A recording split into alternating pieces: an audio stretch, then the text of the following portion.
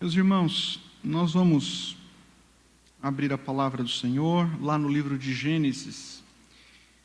Todos os domingos, no culto vespertino, falamos sobre o livro de Josué, pela manhã em Filipenses e à noite em Josué. Então, aqueles que querem ouvir mais o Novo Testamento vem pela manhã, o Antigo Testamento vem à noite, né? Mas como na semana passada nós conquistamos a cidade de Jericó, e aí tem que descansar um pouco, né? Hoje o pastor falará sobre o livro de Gênesis, e esse será o tema da nossa mensagem, recontando a história, a queda do homem e a promessa da graça de Deus. Então mantenha aí a sua Bíblia aberta no livro de Gênesis, capítulo 1, e nós vamos recontar essa história e extrair as lições preciosas desta história para a nossa vida. Nós precisamos, de tempos em tempos, voltar o nosso olhar para o livro de Gênesis. Se nós retirássemos a primeira página da Escritura, Gênesis capítulo 1, arrancássemos da nossa Bíblia, teríamos que jogar todo o restante no lixo. Porque tudo que se encontra aqui em Gênesis 1, 2, 3, é confirmado nos demais capítulos da Escritura e principalmente é confirmado pelo próprio Senhor Jesus Cristo. Então é sempre bom voltarmos para o livro de Gênesis e ouvirmos novamente a nossa história, a história da criação do homem, de sua queda e de sua redenção. Vamos orar. Bondoso Deus, abençoe-nos com Tua palavra. Nós precisamos ouvir Tua voz e queremos compreender um pouco mais a Tua vontade para a nossa vida. Nós oramos, Pai, pedimos Tua bênção no nome precioso e santo de Jesus Cristo. Amém. Meus irmãos, aqui no livro de Gênesis, eu creio que vocês, como eu, né, a gente não se cansa de ler Gênesis capítulo 1, onde encontramos a mais bela, perfeita e confiável descrição da criação. Apenas aqui em um capítulo, o Senhor Deus, de forma detalhada, revela como Ele criou todas as coisas. E a gente olha para a criação e como essa criação é exuberante em beleza, transmite graça, bondade e o amor do nosso Deus. No primeiro dia, Deus criou a luz. No segundo dia, Deus criou o firmamento, está em Gênesis capítulo 1.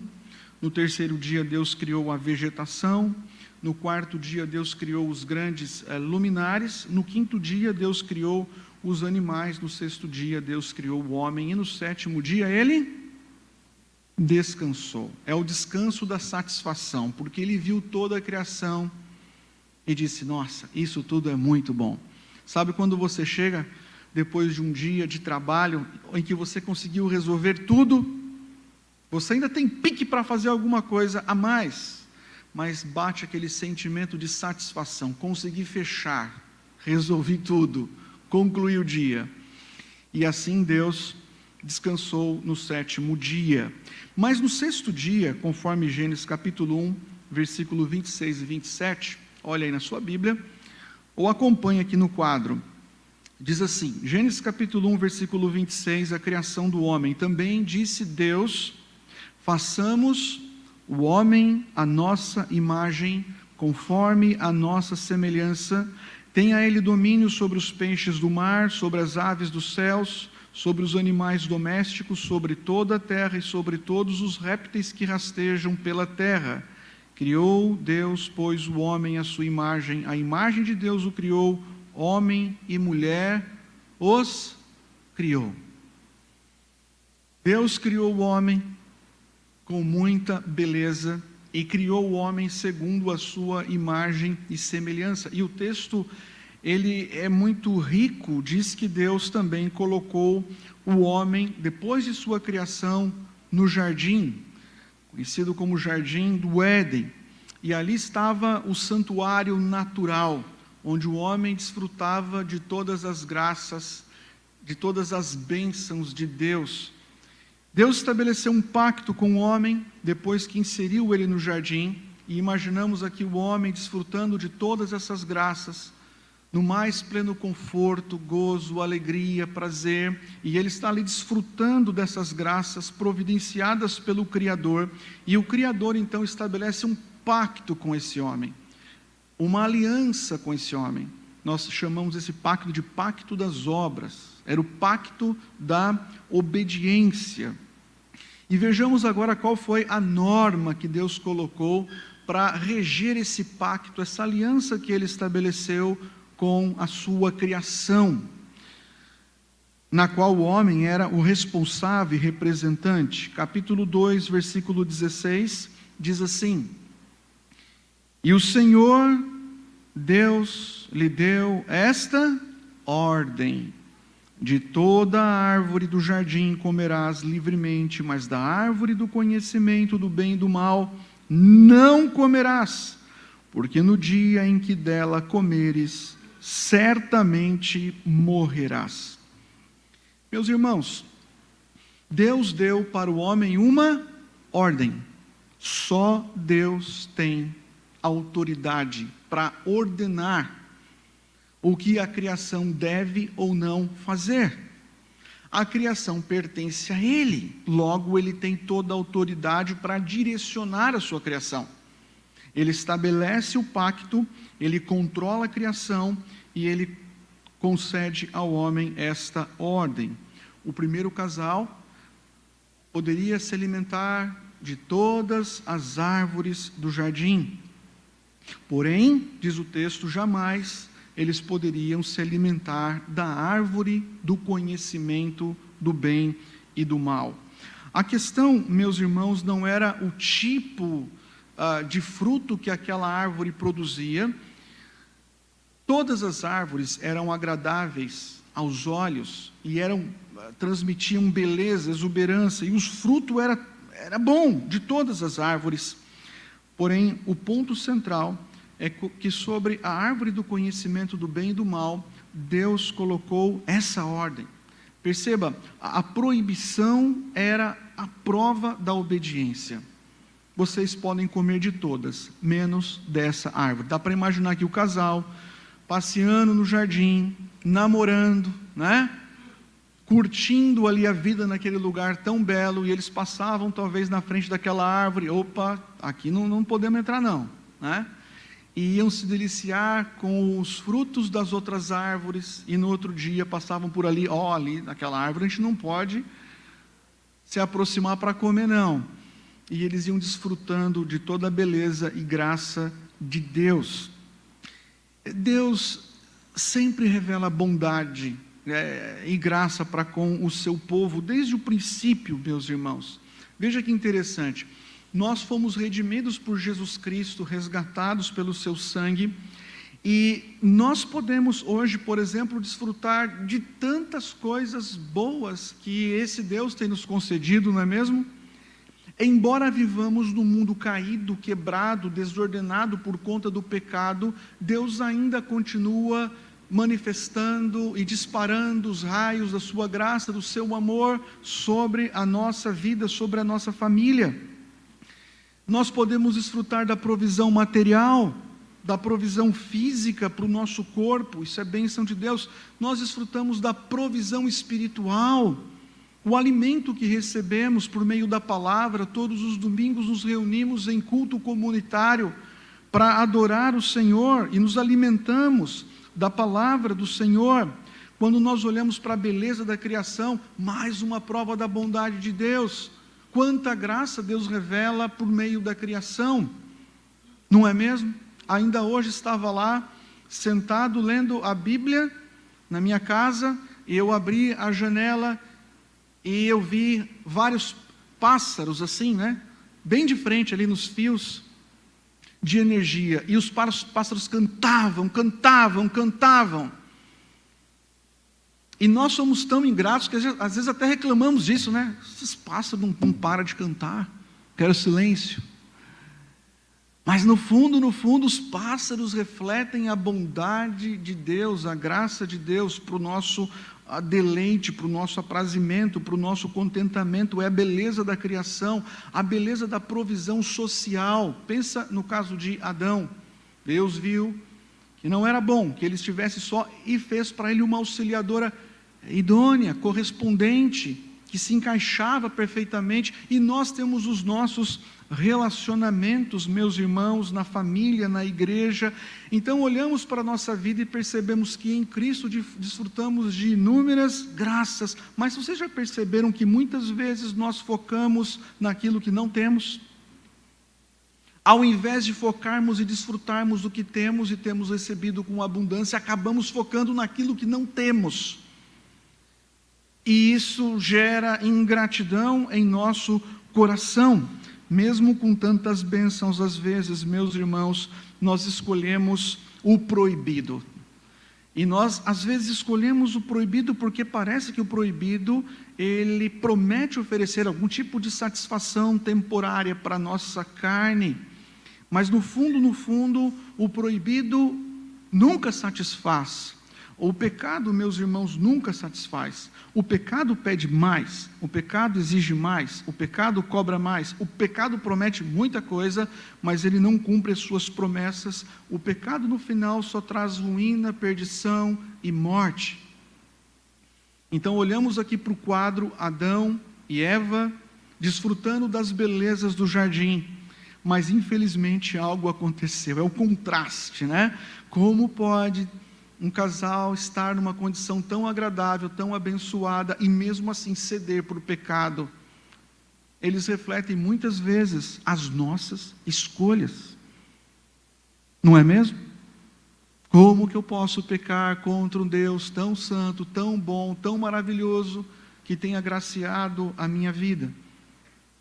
Vejamos então, meus irmãos, os passos que levaram o homem à queda, as consequências disso e a esperança que Deus também nos deixa em sua palavra. Primeiro, vamos focar aqui na queda. Veja agora o capítulo 3, versículo de número 1.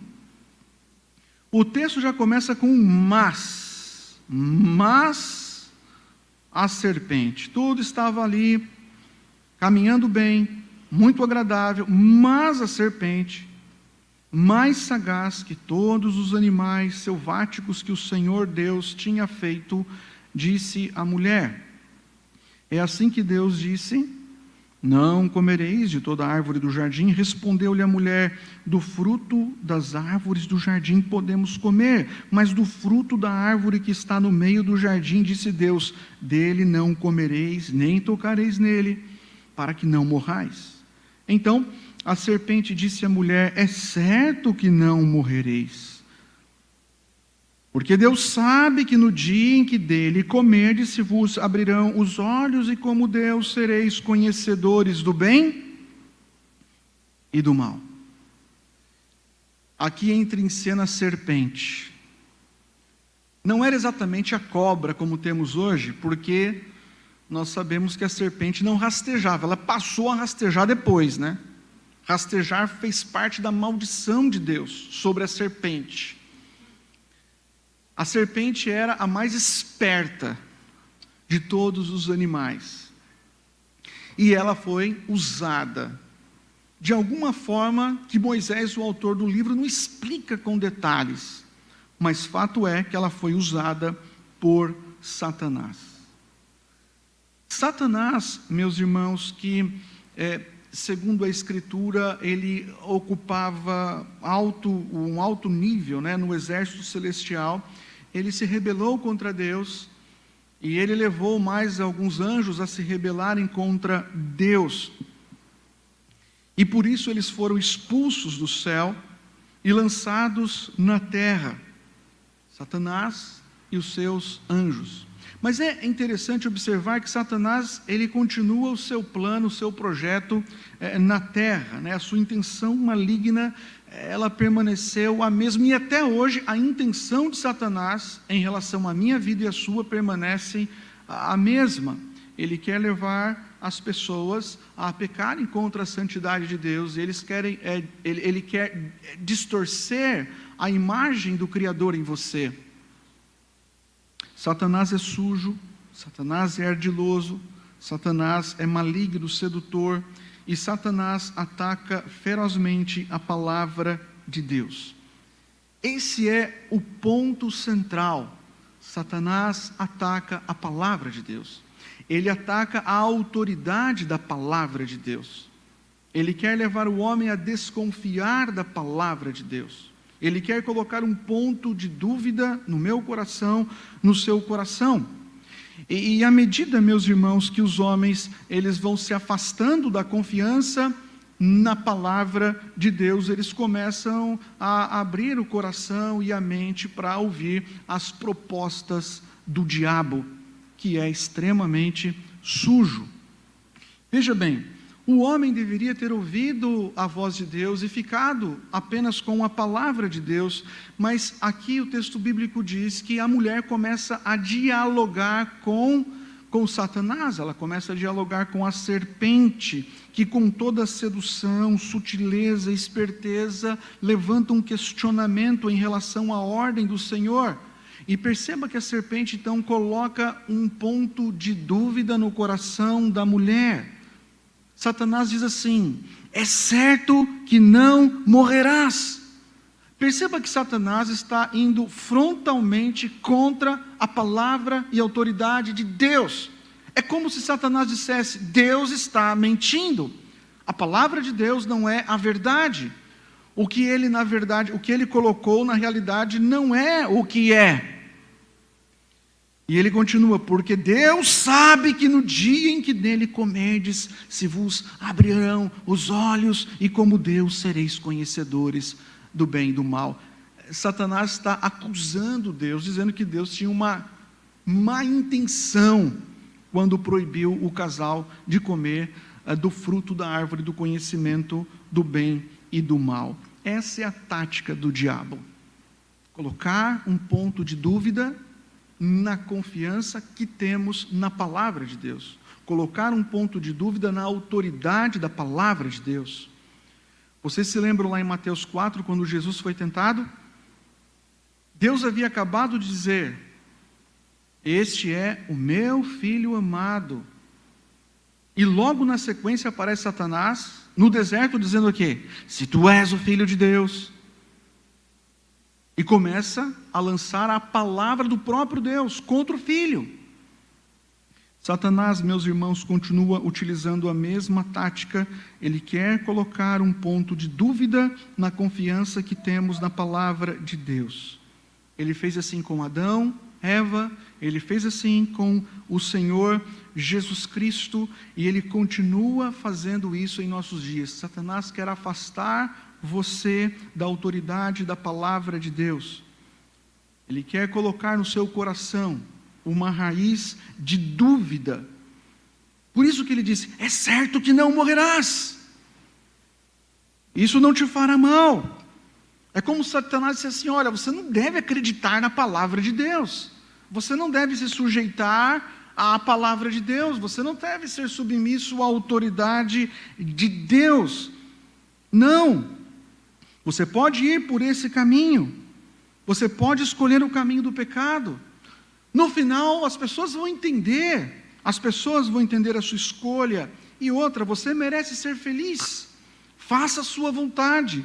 Deixe de viver essa proposta que o Criador tem para a sua vida, porque essa não é a melhor proposta. Eu tenho a melhor proposta. A melhor proposta é: coma do fruto. É por isso que alguns cristãos que se afastam da palavra começam a dar vazão para alguns pecados e começam a pensar em algumas possibilidades terríveis. Alguns cristãos caem no pecado da ira, da mentira, da inveja, fazem pouco caso do casamento, não estão preocupados, vão se afastando da palavra e começam a pensar: isso aqui talvez Deus não vai cobrar isso de mim. Basta calar a palavra de Deus, meus irmãos, em nossa consciência, para começarmos a seguir as mentiras propostas por Satanás. Porque Satanás, ele vem e fala assim: tudo está ao seu alcance. Você pode pegar tudo, você pode fazer tudo. A escolha, ela é sua. Esqueça a voz de Deus, esqueça a palavra de Deus, esqueça a autoridade de Deus. Viva a sua vida com autonomia, com liberdade. Aí você vai ser feliz. Mas quando estiver debaixo desse jugo, você não vai encontrar felicidade. Paulo, meus irmãos, escrevendo aos Tessalonicenses, na sua primeira carta, no capítulo 3, verso 5, ele diz assim: foi por isso que, já não me sendo possível continuar esperando, mandei indagar o estado da vossa fé, temendo que o tentador vos provasse e se tornasse inútil o nosso labor. A preocupação do apóstolo: o tentador, ele vai provar vocês, vai colocar pontos de dúvida no coração de vocês, e de repente vocês começarão a questionar a autoridade da palavra de Deus sobre a vida de vocês, e o resultado é queda. Para que você resista à tentação, o primeiro passo é vigiar e orar em cima da palavra de Deus. Se agarre à palavra, fique com a palavra. O apóstolo Pedro diz que Satanás é como um leão que ruge ao nosso redor. Ele está procurando alguém para devorar. E geralmente ele se aproxima e consegue lançar os seus ataques contra aqueles que ignoram a autoridade da palavra de Deus. Satanás é sujo, meus irmãos, mas nós não seremos consumidos por Satanás enquanto mantivermos a nossa fé, a nossa confiança e a nossa submissão e sujeição à palavra do nosso Deus. Não se afaste da palavra, da confiança na palavra de Deus. Tem algumas passagens interessantes na Escritura, nós não vamos ler agora todas, mas, por exemplo, Tiago, capítulo 4, versículo 7, diz que devemos resistir ao diabo. Devemos fugir do diabo, aliás, resistir ao diabo e ele vai fugir. Paulo, escrevendo aos Efésios, no capítulo de número 4, ele vai falar sobre o escudo da fé que vai apagar os dardos inflamados do maligno. Ele fala sobre a espada do Espírito, que é a palavra de Deus. O que aconteceu com Satanás naquele contexto? Ele avançou, convenceu, e veja o versículo 6, Gênesis capítulo 3, verso 6, a queda. Diz assim o versículo 6, vendo a mulher que a árvore era boa para se comer, agradável aos olhos e árvore desejável para dar entendimento, tomou do fruto e comeu, e deu também ao marido e ele comeu. E eu pergunto para você, onde estava o homem quando a mulher caiu? Porque todo mundo culpa a mulher, né? Satanás começou a conversa com a mulher porque a mulher é mais frágil. Convenceu, fácil. Se fosse o homem... Onde estava o homem? Os dois foram criados iguais. Pela leitura do texto, tudo indica, segundo alguns comentaristas, que o homem estava ao lado da mulher. Ele deveria ter protegido a mulher. Ele deveria ter entrado em ação. Ele também curtiu aquela conversa. E ele consentiu juntamente com a mulher. Ela comeu do fruto e depois ofereceu a ele, e ele também comeu do fruto. Alguns dizem que ele ficou esperando a mulher comer, né? Aí ela comeu, ele falou: não morreu. Não morreu, agora eu vou comer também, né? Mas o interessante é que a tentação em relação ao comer do fruto não era pecado, a tentação em si não era o pecado, mas diante da tentação, perceba que algo começou a nascer ali no coração da mulher no coração do homem, e apareceu a cobiça e, por fim, o pecado da insubordinação. E, meus irmãos, que ato de ingratidão do homem! Ingratidão! Terrível! Rebeldia! Ingratidão! Quando o homem cai no pecado aqui, meus irmãos, isso é a chegada do caos para toda a humanidade.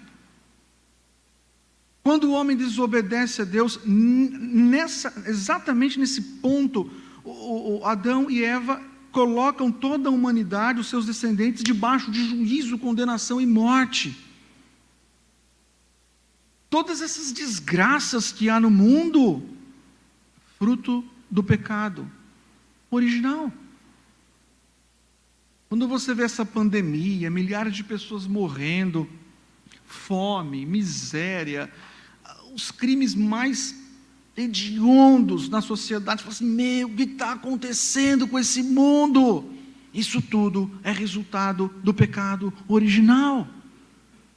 É por isso que nós cremos na depravação total do homem. O homem é um ser depravado em todas as suas faculdades mentais. Ele está caído, estraçalhado.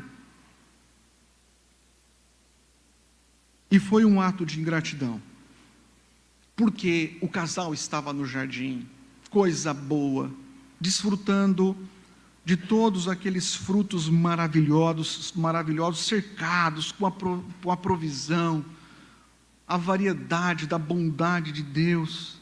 Mas o homem naquele momento escolhe resistir à autoridade, resistir à direção, ele escolhe a insujeição, a rebeldia. Naquele momento ele deseja ser o governador da sua própria vida, ele decide dirigir o seu destino, ele quer seguir o seu próprio caminho, e ele quer ser como Deus. Satanás estava certo quando disse que os olhos seriam abertos, não é? Porque os olhos foram abertos. Mas Adão e Eva não se tornaram como Deus. Claro que não. A árvore, meus irmãos, era boa, agradável e desejável como as demais árvores, mas sobre essa árvore estava a ordem. É por isso que até hoje nós sofremos com o pecado, meus irmãos. O homem, ele é cercado com as benesses das graças e bênçãos de Deus, mas o homem sempre foca naquilo que é proibido. Parece que o proibido é melhor, é mais agradável e dá mais prazer. Então o homem vai atrás do proibido, ele quer fazer coisas proibidas. É como a história daquele camarada que tinha uma casa de vidro, né? E todo mundo passava, admirava a casa, e alguém disse assim, olha, você deve colocar uma placa aqui. Não atire pedras, porque tua casa é de vidro, coloca uma placa aqui. E ele colocou então aquela placa enorme, né? Não atire pedras, casa de vidro. Aí no mesmo dia, a casa foi apedrejada. É o prazer de quebrar a lei. É o prazer do proibido. Nós geralmente pecamos, meus irmãos, como aconteceu com o casal no jardim. Nós geralmente pecamos e pecamos com os nossos olhos bem abertos, vendo a mulher, que o fruto era bom, agradável aos olhos. E diz o texto, desejável para dar conhecimento. O fruto era agradável, era desejável para dar conhecimento. Essa parte Eva deveria esquecer. Como Adão, meus irmãos, que viu a sua esposa pecar, nada acontecer, às vezes nós também supomos isso, que podemos pecar e não sofreremos as consequências. E um comentarista disse algo interessante acerca desse texto. Ele disse: Eva seguiu a serpente, Adão seguiu Eva, e ninguém seguiu a Deus. E o apóstolo Paulo, em 1 Coríntios, capítulo 11, versículo 4, ele diz assim: e não é de admirar que o próprio Satanás, veja, serpente, se transforma em anjo de luz. Olha, para vencermos a tentação e o pecado, devemos tomar a decisão de efetivamente não brincarmos com o pecado. A gente não pode flertar ou brincar com as propostas de Satanás. Foi por isso que Jesus Cristo disse: se o teu olho te faz pecar, o que você faz? Você arranca. Se a tua mão te faz pecar, você corta. A ideia é, você deve cortar ou se desconectar de tudo aquilo que potencialmente pode te ligar ao pecado. Você corta, você arranca na carne. Muitas vezes, meus irmãos, o fruto vai parecer doce, agradável e desejável, mas você e eu não fomos criados por Deus e recriados em Cristo para satisfazermos os prazeres pecaminosos da carne. Nós fomos criados por Deus e recriados em Cristo para vivermos em santidade, em novidade de vida. E por isso Deus graciosamente coloca limites para mim e para você. Eu e você temos limites. E devemos caminhar dentro dos limites estabelecidos por Deus em sua palavra para a nossa vida cristã. Quando nós não andamos dentro desses limites estabelecidos por Deus, quando nós não fazemos da palavra de Deus a autoridade máxima em nossa vida, acabamos abrindo brechas em nosso coração e cedendo a vários tipos de pecados. Qual foi a consequência? Veja lá o versículo 7. Diz o texto então, no versículo 7, a consequência: abriram-se então os olhos e ambos, percebendo que estavam nus, coseram folhas de figueira e fizeram cintas para si. Quando Adão e Eva pecaram contra Deus, eles se tornaram conhecedores do quê? Da culpa, conhecedores da vergonha, conhecedores do medo. Eles não se tornaram como Deus.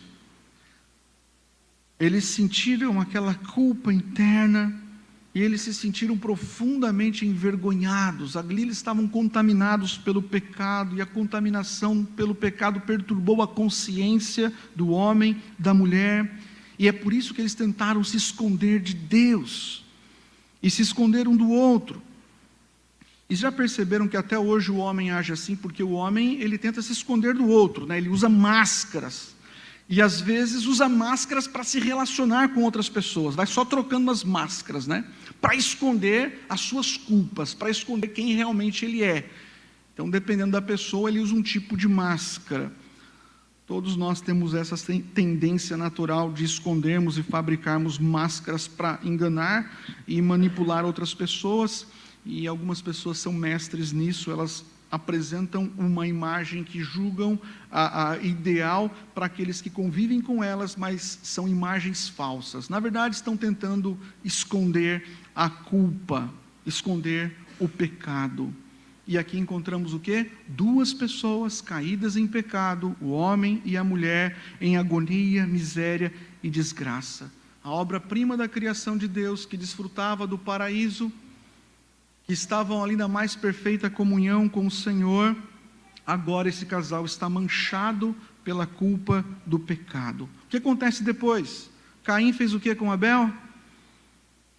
Caim matou o próprio irmão, Abel. E depois ele tentou se safar, vocês se lembram? Ele tentou esconder os fatos. Os irmãos de José também venderam ele e tentaram esconder do pai, culpa e vergonha.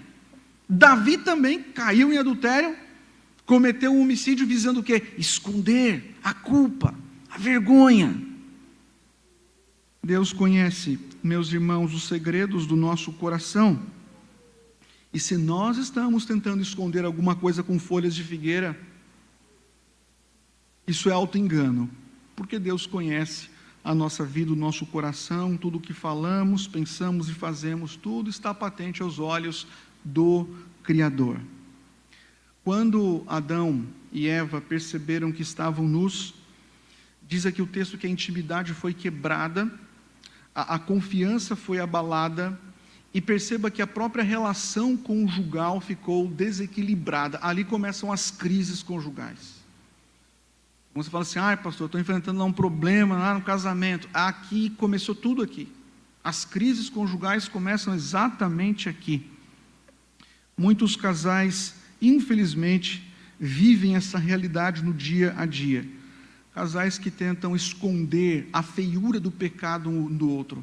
Casais que tentam justificar os seus pecados, um do outro. Você que começou, não fui eu. Sempre tentando tapar ali, esconder a culpa. E o pecado é terrível, meus irmãos.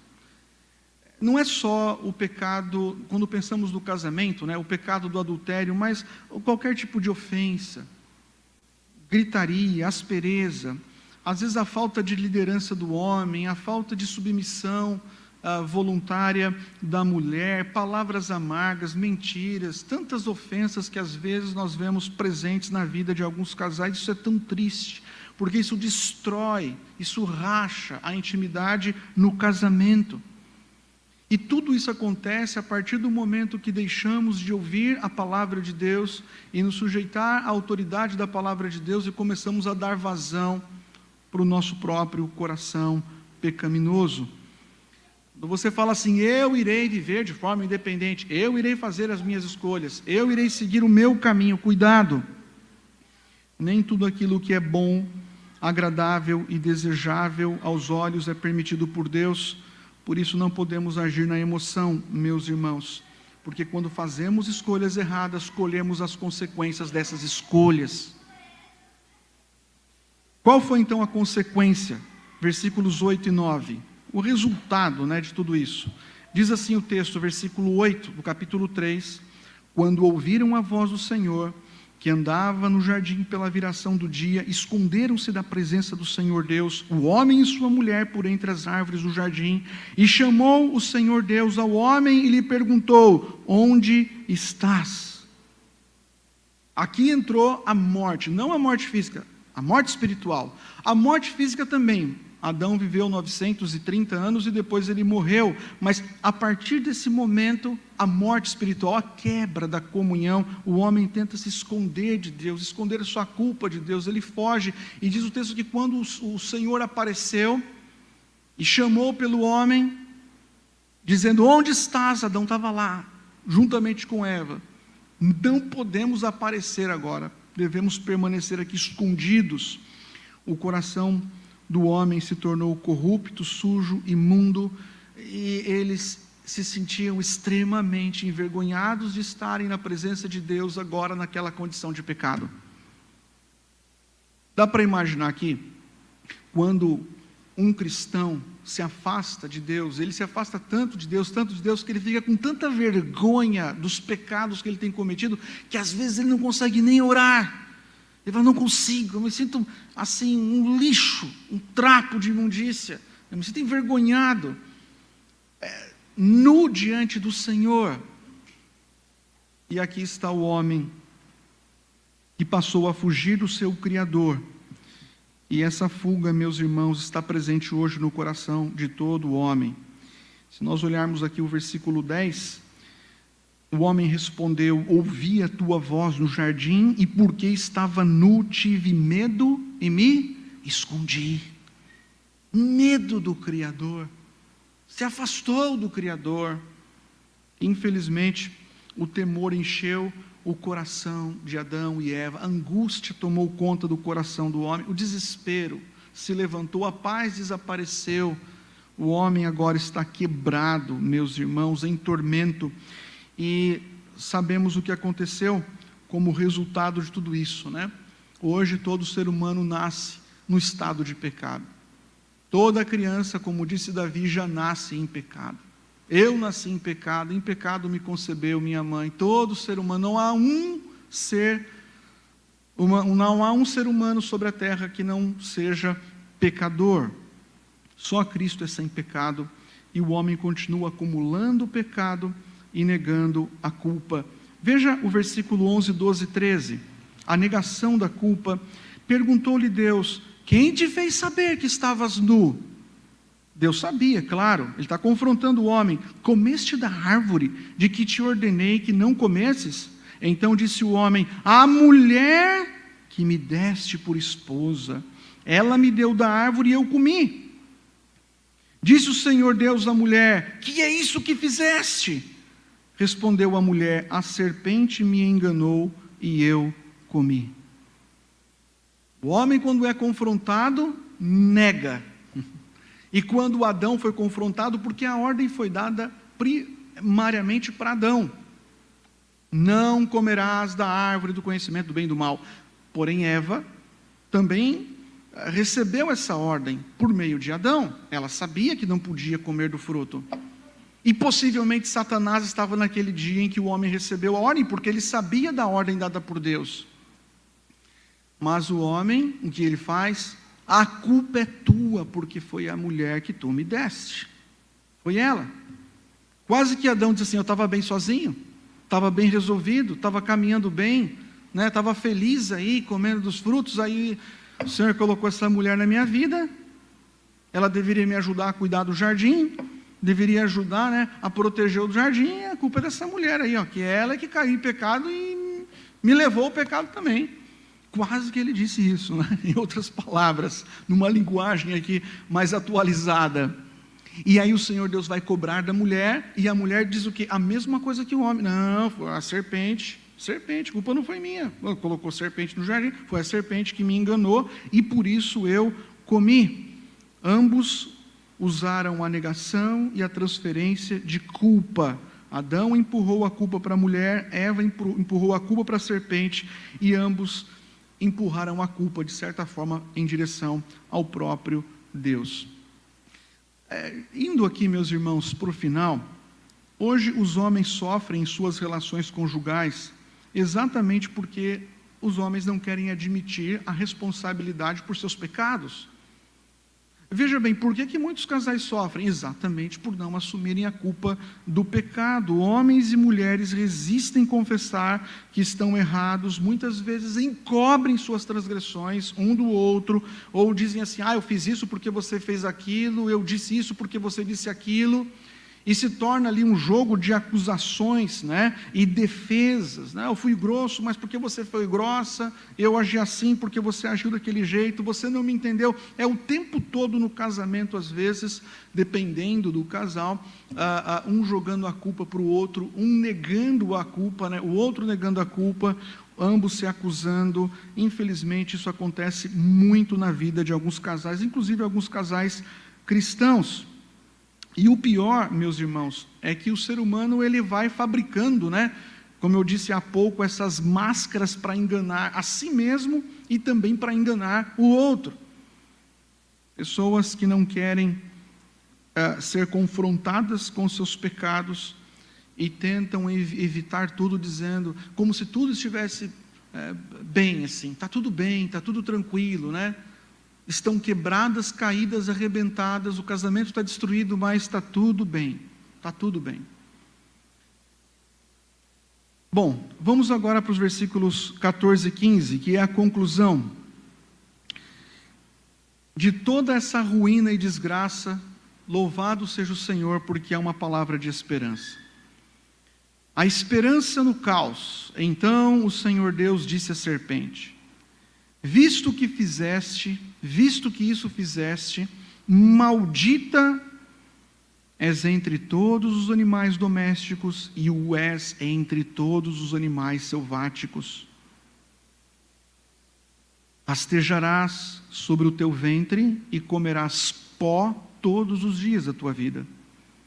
Porém, inimizade entre ti e a mulher, entre a tua descendência e o seu descendente. Esse te ferirá a cabeça, e tu lhe ferirás o calcanhar. Depois que Adão e Eva pecaram no jardim, Deus pronunciou maldições sobre a vida do homem maldições sobre a vida da mulher, e Deus aqui começa, com a serpente, e por meio dessa maldição, o Senhor Deus estava decretando, meus irmãos, aqui a graça e a bênção do anúncio do Evangelho do Senhor Jesus Cristo. Por meio dessa palavra profética do Senhor, nós encontramos aqui a semente do Evangelho. Os teólogos chamam aqui de proto-evangelho, a semente do Evangelho, a primeira menção do Evangelho. E é muito profundo esse texto, de Gênesis capítulo 3, versículo de número 15.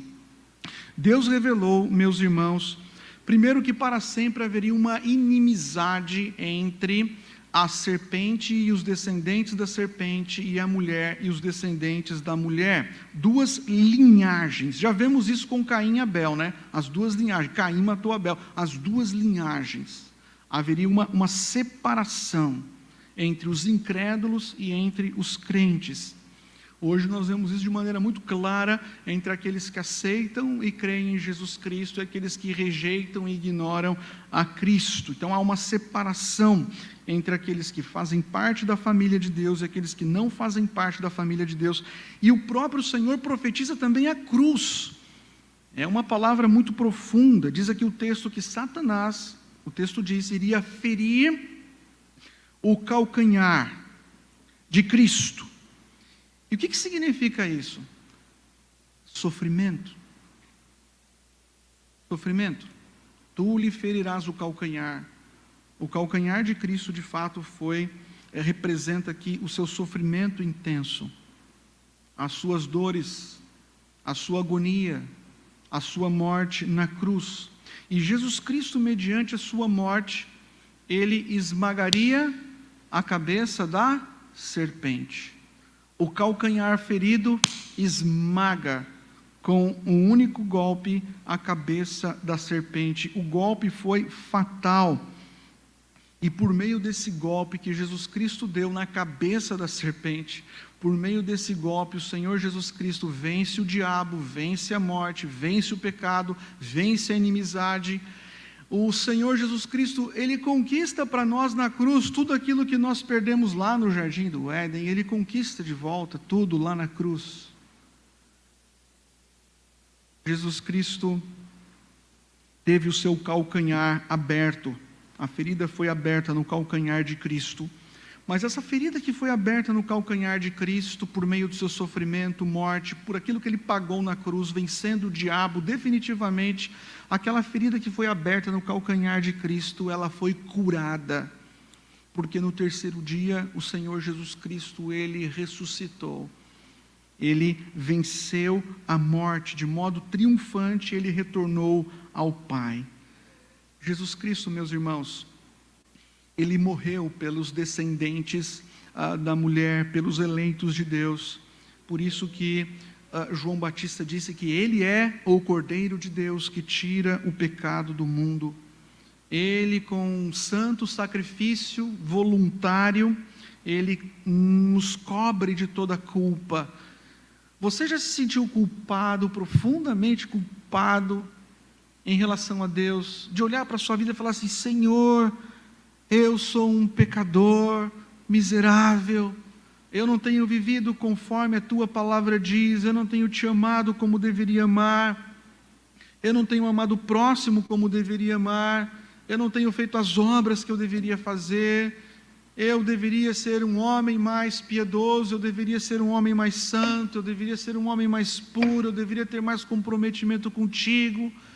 E de repente você olha para a sua vida e você percebe que você tem pensamentos e flechas de pensamento que desagradam o Deus todo santo, e você descobre que há desejos que às vezes brotam no seu coração, que são pecaminosos. Você fala: Senhor, tem misericórdia da minha vida, e você se sente assim, mal, culpado. Parece que o olhar do Senhor está entrando lá nos quartos escondidos da sua alma, Ele está revirando tudo, e você fala: meu Deus, eu estou perdido. Você se sente como Isaías, eu sou um homem de lábios impuros, habito no meio de um povo de impuros lábios, os meus olhos viram o Rei. Senhor, o que será de mim? Mas aí nesse momento de profunda culpa, você olha para a cruz e você descobre que o seu Redentor, o meu Redentor, verteu o seu precioso sangue na cruz, e ninguém pode apontar o dedo para nós, porque a Sagrada Escritura diz que nós fomos justificados e perdoados pelo sangue de Jesus Cristo. Quem intentará acusação contra os eleitos de Deus? Se é Deus quem os justifica. Então, ao mesmo tempo que vem terror na alma, não podia ser assim, ao mesmo tempo vem alegria na alma, porque você sabe que os seus pecados foram perdoados pelo sangue precioso de Cristo. O sangue de Cristo nos cobre de todo o pecado, porque a oferta perfeita de Cristo, ela satisfez plenamente as exigências da justiça de Deus. Então, por mais complicada que seja a nossa vida, você fala assim, pastor, essa vida é muito complicada. Começou lá no jardim, Adão e Eva, pecado original. Essa vida é muito complicada, essa vida é desordenada, essa vida muitas vezes é um caos, mas há uma promessa, meus irmãos, maravilhosa aqui em Gênesis 3,15. Que promessa maravilhosa, é uma promessa, a esperança nossa, meus irmãos. Para nós vencermos a tentação, para nos livrarmos do peso da culpa interior, para abandonarmos a maldita hipocrisia, sabe? Ficar o tempo todo levantando máscaras, tentando se relacionar com máscaras, o tempo todo envergonhado. Meus irmãos, nós podemos superar tudo isso e passar por tudo isso quando olharmos em direção à cruz. Porque na cruz o Senhor Jesus Cristo conquistou o que nós perdemos no jardim. Na cruz o Senhor Jesus Cristo venceu a morte espiritual e a morte física. Ele foi o nosso substituto perfeito na cruz. Olhe para Cristo e fale, Senhor, obrigado. Você pode sair daqui na mais perfeita paz. Há esperança, meus irmãos, para nós. E eu digo até que há esperança para as famílias que estão arruinadas, mas que estão em Cristo. Para as famílias, para os casais que estão em Cristo, há esperança para os nossos relacionamentos em Cristo, há esperança, meus irmãos, para vencermos o pecado em Cristo. Você não precisa viver separado de Deus, você não precisa viver correndo, se afastando, envergonhado, usando máscaras e sendo um fracassado na vida espiritual. O que você precisa fazer é entender que tudo que o mundo pode te oferecer, tudo, dinheiro, sucesso, as filosofias, tudo aquilo que o mundo pode te entregar, tudo isso jamais será o suficiente, mas o sangue de Cristo é suficiente. Então se agarre a Ele.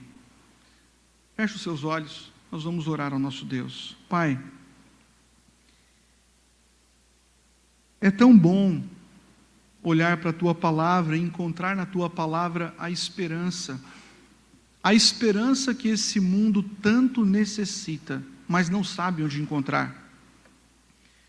Nós sabemos, Pai, que lá no jardim entrou a destruição, o pecado, a rebeldia, a ingratidão, a morte. Mas sabemos também que na cruz, quando Jesus Cristo esmagou definitivamente a cabeça da serpente, destruiu as obras do diabo, nós sabemos que na cruz, Pai, o nosso Rei Salvador conquistou tudo aquilo que perdemos. E hoje podemos entrar diante do Teu trono de graça com toda liberdade, ó Deus, com toda ousadia, porque os nossos pecados foram pagos na cruz do Calvário. Ó Deus, nós poderíamos partir hoje deste mundo satisfeitos, porque sabemos que iremos diretamente nos encontrar contigo.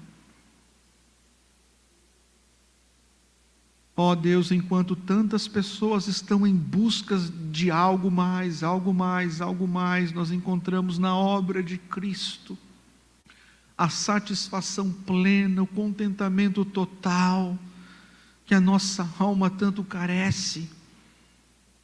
Abençoa, Deus, o teu povo nesta noite, para que o teu povo compreenda a suficiência de Jesus Cristo. Abençoa, Pai, as famílias que estão presentes, talvez vivendo em conflito. Que o Senhor pacifique, traga restauração e mudança para a glória do teu nome.